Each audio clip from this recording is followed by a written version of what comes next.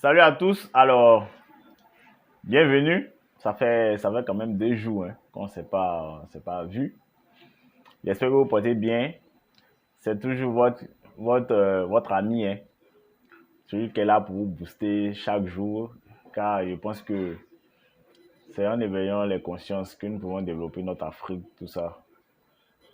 En créant des business, en investissant pour acquérir de nouvelles compétences. Alors, aujourd'hui, nous allons parler d'un business très, très juteux et qui est très rentable, surtout en Afrique.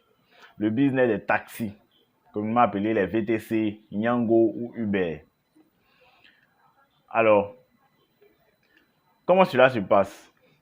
D'abord, il y a 3 éléments clés qu'il faut savoir concernant ce business-là.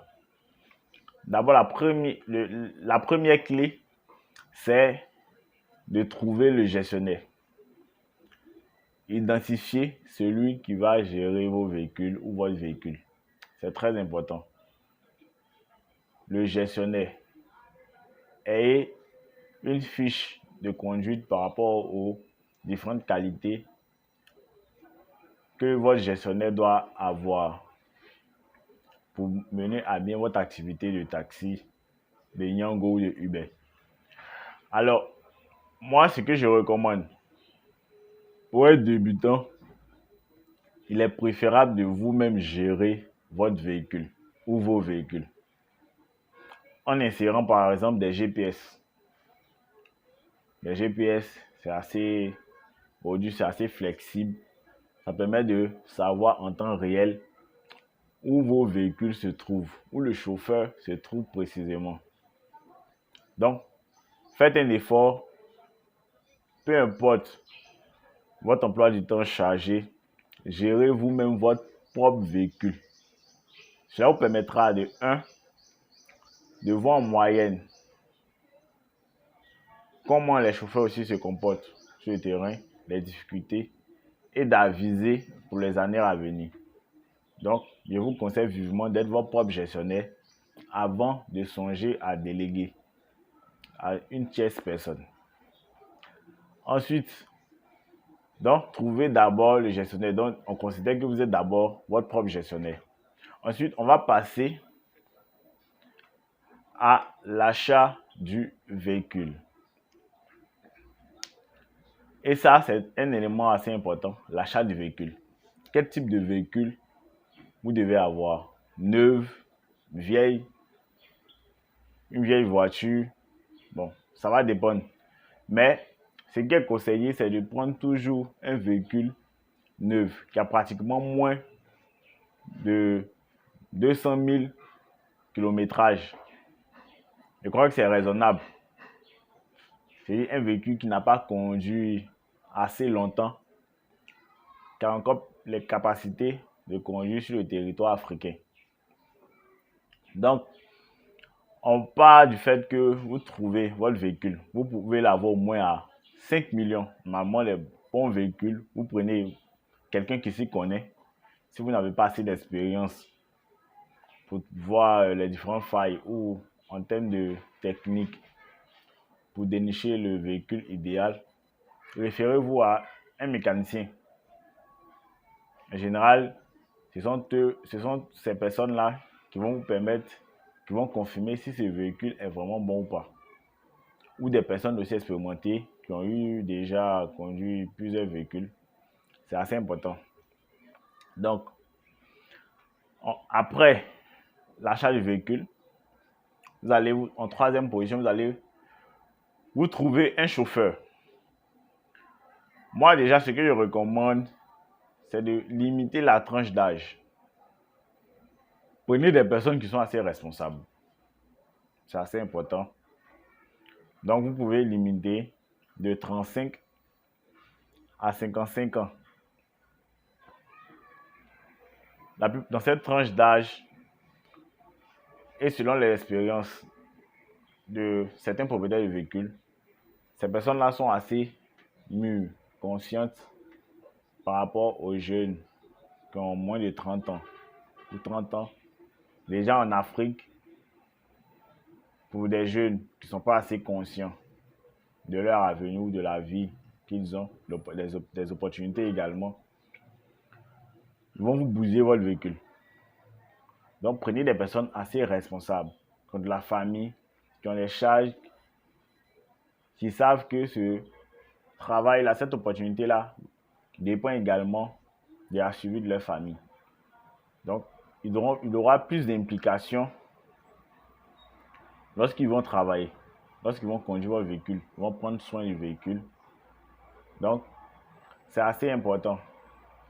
Donc, pour l'achat du véhicule, en termes de rentabilité, on part du fait que vous prenez un véhicule de 5 millions, un véhicule qui est assez neuf, qui pourra tenir encore sur 4 à 5 ans. Donc, pour l'achat du véhicule, 5 millions. Aussi, vous allez prendre l'assurance par rapport au type de véhicule.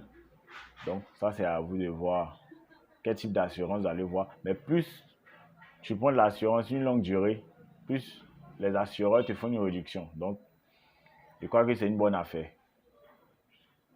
Ensuite, l'assurance, le véhicule, comment on va dire ça, l'essence, le carburant.